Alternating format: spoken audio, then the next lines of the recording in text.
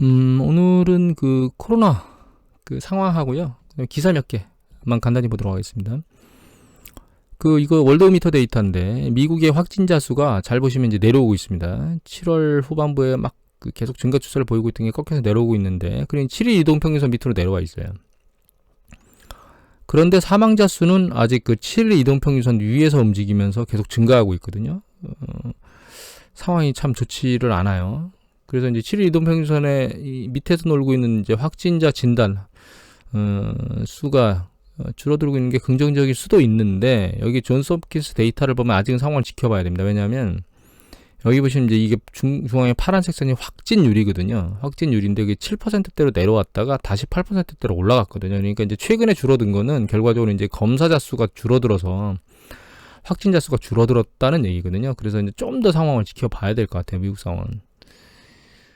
이런 상황에서 이제 한국일보 기사인데, 미국의 이제 질병관리통제센터에서 더 많이 사망할 수도 있다, 뭐 이런 기사가 나왔는데, 저는 이거보다는 이제 이게 더 눈에 들어왔는데요.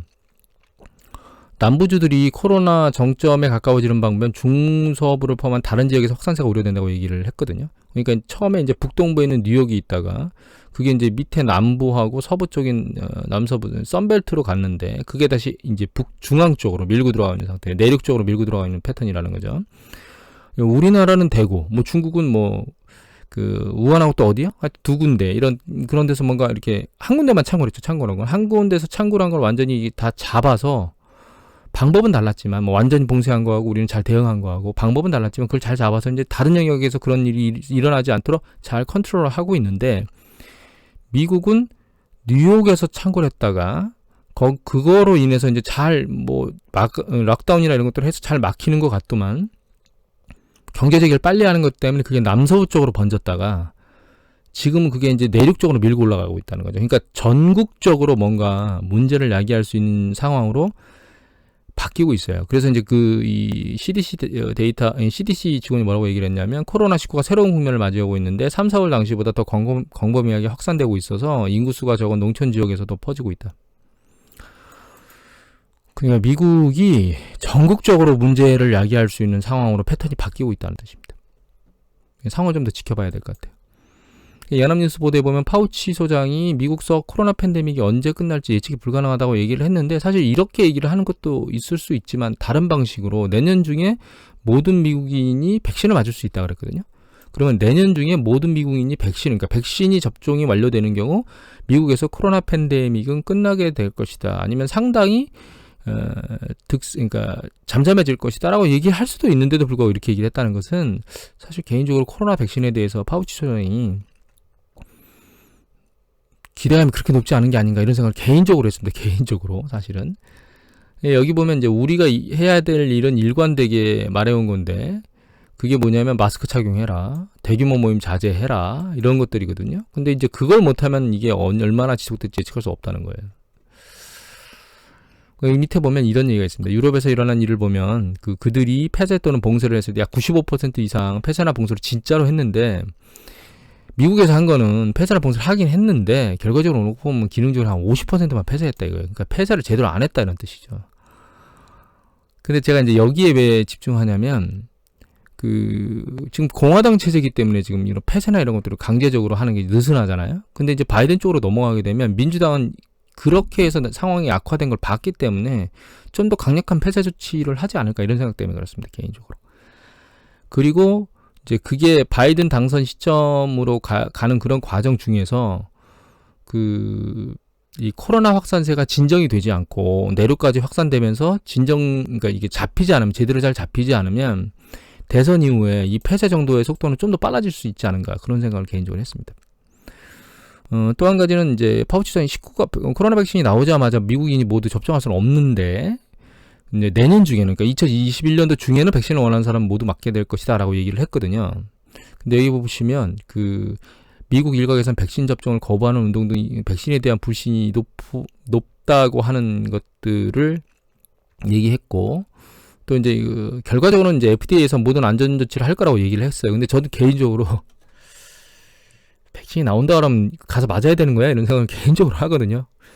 최소한 일단 누군가 맞고 나서 한 6개월 지난 다음에 부작용이 있나 없나를 확인한 다음에 맞아도 되는 거 아니야? 이렇게 생각을 하고 있습니다. 이게 개인적으로는 여러분들은 어떠신지 모르겠어요. 근데 좀 미국은 좀 다를 수도 있는 게 저희 같은 경우는 걸리더라도 치료비나 이런 것들이 큰 부담감이 없는데 미국 같은 경우는 한번 이게 걸리게 되고 그게 뭐 걸려서 이제 일정 수준만 검사 치료비나 이런 것들은 이제 좀 그러니까 검사비 같은 거는 정부에서 대주는데 지금 치료비 같은 경우는 안 대주는 걸로 알고 있거든요. 그래서 지난번 뉴스 보도 잠깐 보니까 기사에 공공의료보험하고 민간의료보험 가입한 사람들 이제 몇백만 원 정도는 양쪽 다 부담을 해야 되는 걸로 나왔는데 그 중에 이제 집중치료실로 막 이렇게 들어가게 되면 굉장히 뭐 수천만 원에서 뭐 억 단위가 넘는 수준까지 치료비가 나오는 것들을 기사를 본 적이 있습니다. 그러니까 이제 서민들 같은 경우에는 사실 어쩌면 백신을 맞는 게 가장 좋은 대안일 수도 있거든요. 이런 상황에서. 그리고 또 일자리를 찾고 막 해야 될 그런 입장이기 때문에. 그래서 서민들이 많이 맞는다 그러면 이걸 선택해서 일정 수준은 이제 효과가 있지 않을까 그렇게 전 개인적으로 생각합니다. 이 연합뉴스 기사인데 WHO에서 이제 이게 100년 만에 최대 위기니까 최근에 이제 잠잠해지는 것 같더니 다시 늘어나는 것 때문에 이런 얘기들이 나왔거든요. 그래서 여기서 말한 건 중동지원 이라크가 좀 심심치 않게 상황이 이상하다고 얘기를 하고 있고 이제 여기 스페인 얘기가 나오고 있지 않지만 이제 스페인 쪽 유럽은 스페인 쪽이 좀 상황이 좀 안 좋아지는 것 같고 아시아 지역에서 최근 떠오르는 샛별은 사실 일본입니다.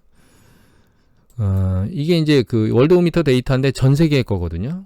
확진자가 계속 늘어나고 있죠. 빠른 속도로. 그리고 이제 최근 약간 증가 추세는 둔화되고 있지만 아직 상황은 좀 지켜봐야 될 것 같고 사망자 수는 그나마 계속 빠른 속도로 늘어나고 있습니다. 아직 추세가. 그리고 이건 이제 존스홉킨스 데이터인데 이제 전 세계적으로 이제 올라가는 것도 이렇게 쭉 보는데 이 밑에 차트로 보면 각각 미국 같은 경우는 진정세가 된 것 같지만 상황은 좀 더 지켜봐야 될 것 같고 브라질은 진정되는 것 같더니 다시 재차 상승하고 있거든요. 멕시코 이것도 남미죠. 그 다음에 아시아 지역의 인디아는 아직 주춤할 여력을 안 보이고 있어요. 여기는 아예 방역 자체가 불가능한 것 같아요. 지금. 콜롬비아 남미 쪽도 아직 잠잠해지는 것 같더니 다시 재차 상승하고 있고요. 밑에 보면 여기 아르헨티나. 그래서 이제 하여튼 아시아 지역에서는 지금 인디아가 난리를 치고 있고 그 다음에 이제 아메리카 대륙은 웬만한 데는 다 난리 치고 있는 거죠. 그리고 이제 뉴스 보도에 나온 이라크가 이제 주춤해지는 것 같더니 다시 재차, 이게 월드오미터 데이터입니다. 재차 상승하고 있고, 역시 월드오미터 데이터 보면 일본이 완전히 바닥으로 위로 올라가고 있는데, 이거는 정말 지금 확연하게 검사를 안 하고 있다는 보도들은 계속 나오고 있고, 미국 자체 국내에서도 난리기 때문에 이거는 지금 실제로 뚜껑을 열어보면 굉장히 높은 수준에 있을 거라고 생각을 하고, 향후에도 이 대응에 대한 어떤 대응책이 현재 없는 상황이거든요. 그래서 속도가 굉장히 빨라질 것 같아요. 일본에서 입국하는 사람들은 정말 제재를 많이 가해야 되는 게 아닌가 그런 생각 개인적으로 합니다. 개인적으로. 그리고 이제 스페인이 이제 재봉쇄를 하면서 다시 증가 추세를 보이고 있습니다.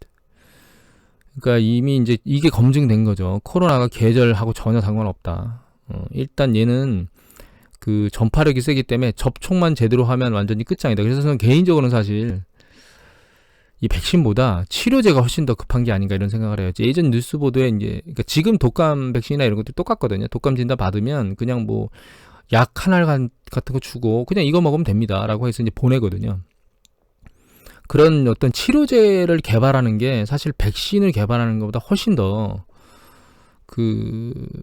빠른 대안책이 아닌가 이렇게 돼요. 그러니까 걸린다 하더라도 웬만하면 약 한 번 투여로 모든 게 해결된다. 그냥 집에 쉬면 된다. 이 정도가 되는 게 가능할 것 같고 백신 같은 경우는 이미 말씀드렸지만 RNA 바이러스 백신이 현재 존재하지 않거든요. 아직까지. 근데 그게 이제 코로나는 예외다? 빨리 개발을 하려고 노력하기 때문에 라고 얘기를 하지만 우리가 RNA 바이러스가 안 되는 이유가 변이가 빠르기 때문이거든요. 그런데 지금도 이미 변이가 많이 발생했다고 뉴스 보도들을 저희가 봤잖아요. 그럼 도대체 다른 거하고 지금하고 다른 게 뭐냐 이거죠. 그래서 저는 백신의 신뢰는 사실 뚜껑을 열어봐야 되겠지만 백신보다는 치료제 쪽이 훨씬 더 중요하지 않은가 그런 생각을 하고 있습니다. 개인적으로는.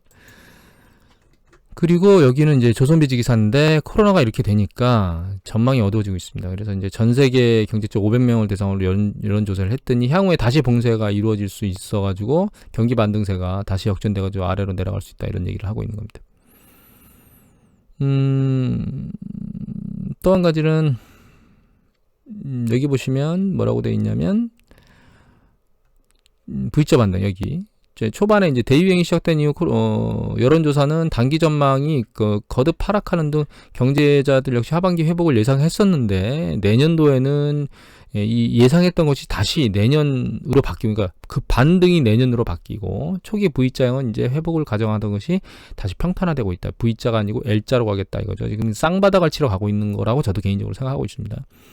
다만 이미 말씀드렸지만 저는 내년 봄이 지나면 늦어도 내년 봄이 지나면 경제가 계속 심화될 것이다라고 얘기하는 거는 들어갈 거기 때문에 실제로는 올 하반기 혹은 내년 상반기면 주식은 바닥을 치고 더 이상 바닥을 안 볼 거라고 보고 있습니다.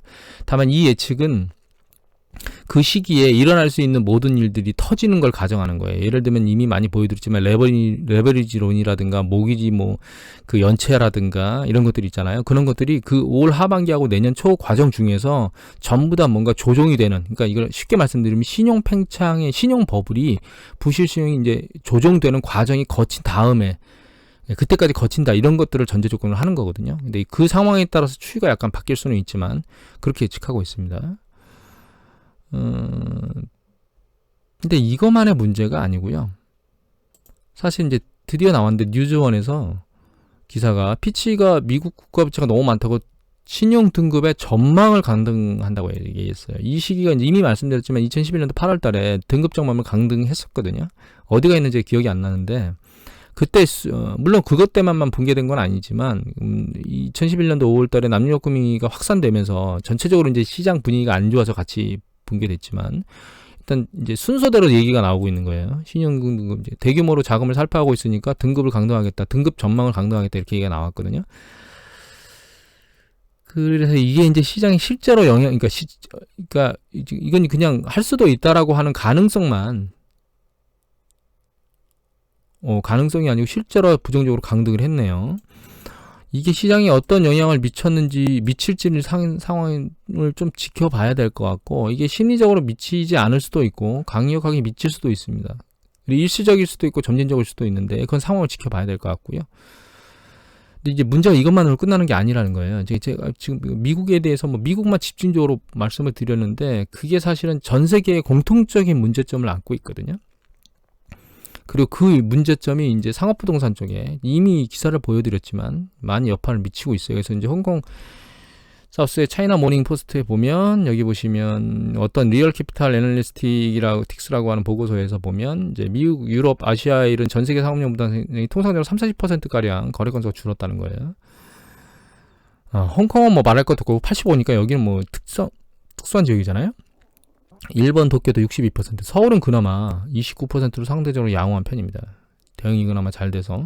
그리고 이제 미국 같은 경우도 30% 줄었고, 전 세계, 유럽 정도, 하여튼 전 세계적으로 안 좋아지고 있는데, 문제가 이 백화점, 호텔, 고급 레스토랑, 그러니까 이 상업부동산에서 그 연체를 내고 있다는 얘기는 이 업종에서 지금 돈이 안 돌고 있다는 뜻이잖아요. 그러면 이 업종에 대한 붕괴뿐만 아니라 문제가 이 업종과 연계된 산업의 붕괴, 그 다음에 이 업종과 그 연계된 산업에서 종사하는 사람의 실업이 늘어난다는 뜻이거든요.